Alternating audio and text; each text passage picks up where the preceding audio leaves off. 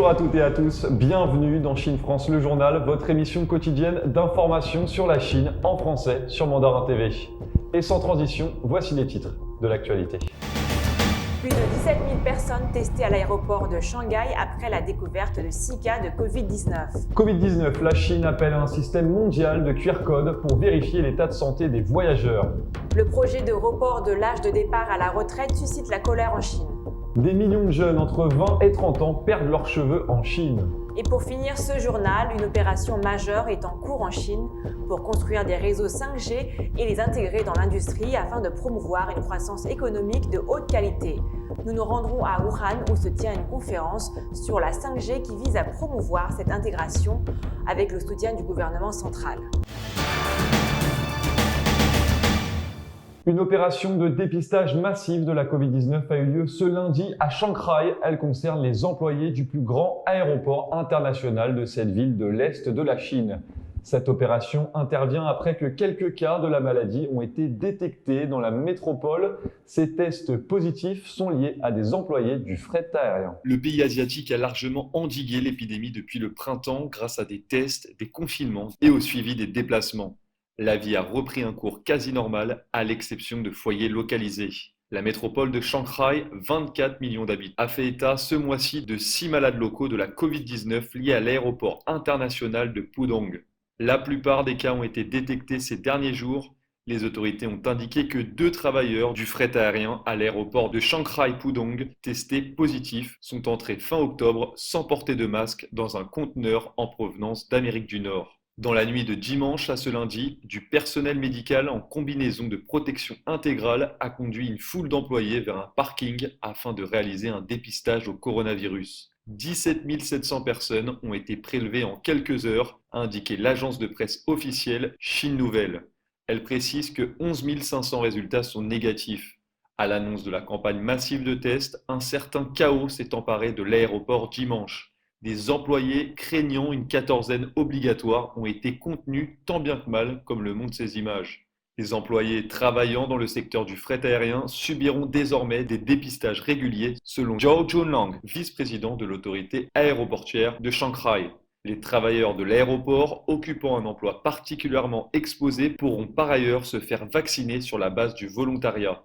La Chine autorise depuis cet été l'inoculation de vaccins anti-Covid-19 expérimentaux pour les cas urgents, notamment les soignants ou encore les employés et étudiants se rendant à l'étranger. Le pays organise des dépistages massifs lors de l'émergence de foyers de contamination locaux. Les soupçons actuels se portent surtout sur les aliments congelés importés après la détection de traces de nouveaux coronavirus sur plusieurs de ces produits. Ce week-end, au cours du dernier G20, le président chinois Xi Jinping a proposé la création d'un dispositif mondial basé sur des QR codes pour contrôler l'état de santé des voyageurs et permettre la reprise des vols internationaux. Les défenseurs des droits de l'homme mettent en garde contre une dérive sécuritaire. Après la fermeture de ses frontières fin mars en raison de la crise sanitaire, la Chine travaille à la reprise de ses vols internationaux réduits à néant. L'une des pistes envisagées est la mise en place d'un système mondial de QR code pour contrôler l'état de santé d'un voyageur. En marge du sommet du G20 organisé du samedi 21 au dimanche 22 novembre à distance, le président chinois Xi Jinping a appelé à la création d'un mécanisme mondial qui pourrait s'appuyer sur ces QR codes. Ces codes pourraient selon lui être utilisés pour reconnaître les certificats sanitaires basés sur les résultats des tests de détection de la Covid-19 selon une transcription publiée par l'agence de presse chinoise Xinhua. Le président n'a pas donné plus de détails sur la manière dont ce programme pourrait fonctionner. Dans le pays, des QR codes ont été utilisés pour aider à contenir le virus. L'administration de Xi Jinping a fait appel aux géants Alibaba et Tencent pour développer un système de QR code avec différentes couleurs, afin de suivre l'état de santé des habitants avec précision dans tout le pays. Depuis février, les Chinois se voient attribuer des codes basés sur un système de couleurs. Un code vert permet à une personne de voyager librement, un code orange ou rouge indiquant qu'ils doivent être mis en quarantaine pendant 2 semaines. Mais les défenseurs des droits de l'homme s'inquiètent de dérives. Dans un tweet, le directeur exécutif de Human Rights Watch, Kenneth Roth, a exprimé sa prudence. Méfiez-vous de la proposition du gouvernement chinois de mettre en place un système mondial de QR code. Une focalisation initiale sur la santé pourrait facilement devenir un cheval de Troie pour une surveillance politique et une exclusion plus large, à l'instar des dangers associés au système de crédit social chinois, a-t-il déclaré. Pour l'instant, nous ne savons pas si la proposition du président chinois sera adoptée. Le conseiller d'État chinois et ministre des Affaires étrangères Wang Yi s'est entretenu avec son homologue français Jean-Yves Le Drian. Ils ont parlé des difficultés cette année qu'ils avaient eues dans le développement des relations sino-françaises face aux difficultés entraînées par la pandémie. Les deux parties ont convenu de renforcer la communication et la coordination, d'approfondir la coopération en matière d'énergie nucléaire civile et de continuer à se soutenir mutuellement. Ils ont estimé qu'il est dans l'intérêt de leurs deux pays d'accélérer l'achèvement des négociations du traité d'investissement entre la Chine et l'Union européenne en acceptant de parvenir à un accord dès que possible par la voie de la consultation. Société maintenant, depuis quelques années, le nombre de célibataires par choix explose en Chine, un phénomène de société en contradiction avec la tradition confucéenne qui prône un mariage avant 30 ans. Malgré la fin de la politique de l'enfant unique, la natalité est en baisse et Beijing se retrouve face à un défi démographique de taille. Après la politique de l'enfant unique, l'appel à faire des bébés. La Chine, le pays le plus peuplé du monde avec 1,4 milliard d'habitants, fait face à un problème de société qui lui était encore inconnu il y a encore quelques années, l'explosion du célibat. Dans l'Empire du Milieu, la nouvelle génération va à contre-courant de la tradition confucéenne prônant un mariage avant 30 ans. Une personne sur 6 vit seule, soit 240 millions de Chinois selon le dernier recensement de 2018. Une chute des mariages qui entraîne dans son sillage une baisse de la natalité. Symbole de ce phénomène particulièrement visible dans les grandes villes chinoises comme Canton, Beijing ou encore Shanghai. Depuis environ 5 ans, de plus en plus de jeunes femmes sont célibataires. Citadines et indépendantes financièrement, de nombreuses femmes choisissent le célibat, un mode de vie à l'opposé de la tradition confucéenne qui place la famille, un homme, une femme et un enfant au centre de la société. Ces célibataires aspirent au plaisir et à la liberté. Alors forcément, on assiste à un choc des générations entre des parents et des grands-parents qui veulent que leur enfant se marie et ces jeunes souvent âgés de 25 à 30 ans. Pour Cynthia Ma, éditrice à Beijing pour le média Qianmen News, ce nouveau mode de vie s'est développé ces 30 dernières années en même temps que l'économie chinoise, elle-même en contradiction avec la tradition. Ce sont deux façons de vivre opposées, résume-t-elle, en évoquant une évolution normale. Néanmoins, cela peut créer des problèmes dans les familles quand deux générations ne se comprennent plus. Symbole de ce choc des générations dans toute la Chine, les marchés aux célibataires sont toujours présents. Dans ces parcs, parents et grands-parents font en quelque sorte la promotion de leur enfant pour lui trouver l'âme sœur. Âge, salaire, profession, propriétaire ou locataire, rien n'est caché sur les centaines d'affichettes placardées sur les murs. Un exemple de la pression familiale que peuvent avoir ces célibataires sur les épaules dans cette société en pleine mutation. L'ancienne génération n'est pas la seule à prendre très au sérieux le célibat. Le gouvernement aussi s'en soucie puisqu'il commence à prendre conscience qu'il s'agit d'un véritable défi démographique. 2 ans après la fin de la politique de l'enfant unique, entrée en vigueur en 1979, ne se déroule pas comme l'espérait Beijing. Au lieu de voir le taux de natalité grimper, il baisse. Le plus souvent, les Chinois ne veulent pas plus d'un enfant car ils estiment que le prix des études est très élevé et qu'il est compliqué de trouver de bons établissements. Sans oublier que l'absence de maisons de retraite et les faibles pensions versées aux personnes du troisième âge jouent aussi. Un couple, dans la force de l'âge, doit s'occuper simultanément de sa descendance et de ses aînés, ce qui n'est pas sans conséquence sur ses finances. Pour remédier à la situation, le gouvernement chinois est donc en train d'étudier la possibilité de mettre en place un système d'allocation familiale similaire au système français pour inciter les Chinois à concevoir. Faute de quoi, la Chine sera vieille avant de devenir un pays aussi développé que le Japon, l'Europe ou encore les États-Unis. La Chine n'est pas confrontée qu'au problème de la hausse du nombre de célibataires. L'autre défi, le vieillissement rapide de sa population. Pour pallier à ce problème, le Parti communiste chinois a annoncé vouloir augmenter l'âge de départ à la retraite dans le cadre d'un plan économique et de développement à long terme. Mais cette décision a entraîné un mouvement de colère sur les réseaux sociaux dans tout le pays.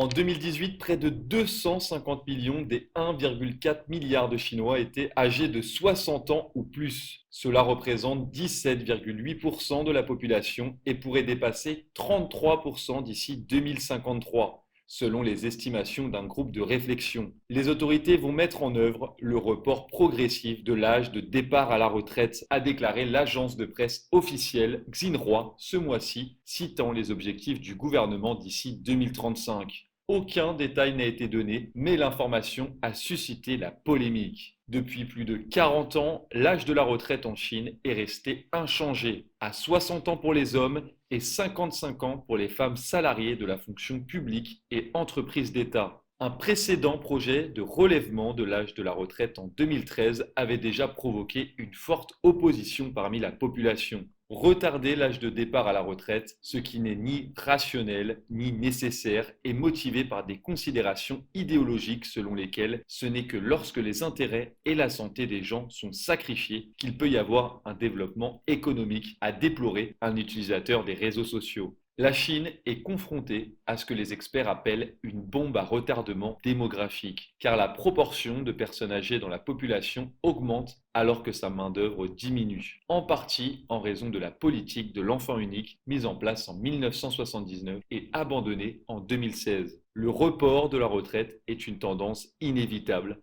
a écrit vendredi le quotidien officiel Securities Time. D'autant que les vieillissements de la population chinoise exercent une pression énorme sur le système de retraite. Un rapport de recherche officiel a montré que les fonds de pension chinois pourraient être insolvables dès 2035. La Chine s'est fixé comme objectif de mettre fin à l'extrême pauvreté au cours de cette année et des efforts massifs ont été déployés pour en faire une réalité. C'est le cas dans les montagnes du sud-ouest de la Chine où l'ethnie Larou a été l'un des bénéficiaires de la campagne. Il est difficile d'imaginer que cette dame à l'apparence frêle avait l'habitude de chasser le sanglier et les cerfs pour vivre. Nassi est la dernière femme chasseresse de sa tribu. Ayant grandi dans les montagnes, elle ne connaissait pas d'autre mode de vie. Quand nous avions froid, nous avons coupé des arbres pour le bois de chauffage. Quand nous avions faim, nous avons chassé pour le fausan et le sanglier. J'avais l'habitude de partager ma proie avec les autres, mais la nourriture ne suffisait toujours pas. Le peuple Larou parle sa propre langue et la garde généralement pour lui-même. Il s'en cache même quand les volontaires viennent leur apporter des produits de première nécessité. Au début, c'était vraiment difficile de communiquer avec eux. Ils sont coupés du reste du monde depuis trop longtemps. Au début des années 2000, le gouvernement a construit des maisons avec de l'électricité et de l'eau courante pour qu'ils puissent y vivre. Mais au bout de quelques mois, ils sont retournés dans leur vieille hutte. C'est jusqu'en 2009 qu'ils ont progressivement commencé à se relocaliser dans ce village. La première fois que nous avons déménagé, les nouvelles maisons ne nous étaient pas familières. Nous ne nous sentions pas chez nous, donc nous avons déménagé de nouveau. La deuxième fois, les nouvelles maisons avaient été construites dans le style Larou, des chalets sur pilotis avec un salon à l'étage et une zone de stockage en bas. Alors nous sommes restés. Nassi n'a plus besoin de partir à la chasse, activité dangereuse. Elle et son mari ont leur propre parcelle de champs de thé, ce qui leur apporte un revenu régulier. Nassi s'adapte rapidement au nouveau mode de vie. Son passe-temps le plus récent est de faire des courses en ligne pour son fils. Bien que les villageois ne vivent plus dans la pauvreté, ils ont hérité des mauvaises habitudes de vie de l'ancien temps. Par exemple, se promener pieds nus ou vivre avec de petites maladies au lieu d'aller chercher de l'aide. Le médecin du village dit que la prochaine étape est de les aider à accroître la sensibilisation à l'hygiène personnelle et la médecine de base. Certains villageois souffrent de maladies chroniques comme la tuberculose. Nous préparons une trousse médicale pour chacun des patients et nous leur rappelons de venir ici et de prendre les pilules. Nous fournissons également des examens physiques gratuits pour les personnes âgées et les enfants et gardons un dossier médical pour chaque villageois. Le peuple Larou est l'un des rares groupes minoritaires ethniques chinois à avoir été aidé dans sa transition vers la modernité. Bien qu'il s'habitue aux conditions matérielles du nouveau mode de vie, le changement d'état d'esprit pourrait encore prendre du temps. La perte de cheveux est devenue un problème de plus en plus courant pour de nombreuses personnes en Chine. Une enquête récente publiée par la Commission nationale chinoise de la santé montre qu'une personne sur 6, soit plus de 250 millions de personnes, souffre de chute de cheveux. Le plus touché par ce fléau, les jeunes nés dans les années 90. Selon l'enquête, les hommes âgés de 20 à 40 ans constituent le principal groupe confronté au problème. D'après les médias chinois, cette perte massive de cheveux a ainsi entraîné un marché florissant pour les greffes de cheveux. Selon le propriétaire d'un magasin de perruques, la proportion de jeunes consommateurs visitant la boutique est passée de 10% à 25 à 30% maintenant. Il en est de même pour les lotions et les autres produits réputés pour éviter la chute des cheveux. En effet, près de 60% des personnes qui ont eu recours à des implants capillaires sont nées dans les années 90. Il faut quand même préciser que les générations aux années 80 et 90 représentent plus de 70% de la population, selon l'Association chinoise pour la promotion de la santé et l'éducation. Les statistiques montrent que la valeur du marché chinois de la greffe de cheveux est passée de 5,7 milliards de yuan, soit 868 millions de dollars américains, à 16,3 milliards de yuan. Cette année, le marché dépassera les 20 milliards de yuan. La chirurgie de greffe de cheveux reste chère pour de nombreux jeunes et son prix varie de milliers à des dizaines de milliers de yuan. Cependant, beaucoup disent que le prix vaut la peine si les résultats se font. Ce problème capillaire est très présent en Chine depuis quelques années et inquiète la population. Cette perte de cheveux serait liée au stress du travail et de la vie dans le pays. Dans une interview avec Yang Shuxia, dermatologue, premier hôpital de l'université de Beijing, a noté une anxiété excessive. 一般就说客人到了店里了，综合的就说先帮他测量，根据他的面积帮他去匹配这个毛坯，去匹配头发，然后呢再把这个毛坯戴到他头上，根据他的一些像是个人的职业呀、平常的穿着打扮、年龄还有脸型，综合的去帮他设计和修剪属于一个他的发型。其实最主要的就是说要让这个假发适合他，让这个假发让他戴上去比较真。 Elle a également expliqué que tous les types de perte de cheveux ne sont pas identiques.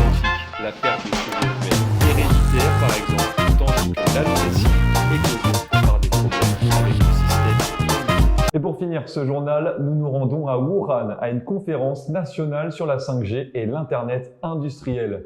C'est ici que des contrats pour des grands projets sont signés. Cette conférence vise à promouvoir l'intégration de la technologie 5G dans l'industrie afin de promouvoir une croissance économique de haute qualité. Un reportage signé CGTN. Une opération majeure est en cours en Chine pour construire des réseaux 5G et les intégrer dans l'industrie afin de promouvoir une croissance économique de haute qualité. Cette conférence vise à promouvoir cette intégration avec le soutien du gouvernement central. La 5G et l'Internet industriel prennent de l'ampleur pour faire progresser la numérisation et la mise en réseau de la fabrication. Il existe déjà plus d'1 millier de projets de construction de ce type dans le cadre du plan national chinois de construction. 700 000 stations de base ont été construites. Plus de 30 000 d'entre elles sont exclusivement destinées à l'industrie. Nous sommes à environ 1 millier de kilomètres de la mine. Nous utiliserons la 5G pour contrôler les opérations là-bas et la latence est très courte. Il s'agit d'un atelier connecté 5G de vêtements. Le contrôle à distance aide les responsables. Cela permet d'économiser du travail et peut augmenter l'efficacité. L'application de la 5G dans l'industrie fait partie du prochain plan quinquennal chinois dans le secteur qui est en cours d'élaboration. Cependant, il reste un long chemin à parcourir. Le coût du droit à la 5G est relativement élevé pour le moment. Nous devons aussi améliorer les normes des applications pour la 5G et d'Internet industriel. Certaines petites et moyennes entreprises pensent qu'il y a un seuil technologique à franchir pour la mise en application de l'Internet industriel. Nous devons abaisser ce seuil pour eux. Un autre problème est la sécurité. Nous devons dès le départ prendre en compte les problèmes de sécurité et intégrer la sécurité dans le système avec de bonnes conceptions afin de ne pas continuer à boucher les trous comme nous l'avons fait dans le passé. Il s'agit de la première conférence en Chine à se concentrer sur l'intégration de la 5G et de l'industrie pour le développement national. Dans sa lettre de félicitations à la conférence, le président chinois Xi Jinping a déclaré que l'intégration de la 5G et de l'Internet industriel donnerait un nouvel élan à la croissance économique chinoise et aussi à d'autres parties du monde. Quant à cette conférence, elle crée de nouveaux liens dans le secteur. Et c'est déjà l'heure pour nous de nous quitter. Merci de votre fidélité. Et retrouvez toute l'actualité sur mandarintv.fr. Excellente journée ou excellente soirée sur Mandarin TV. Prenez soin de vous.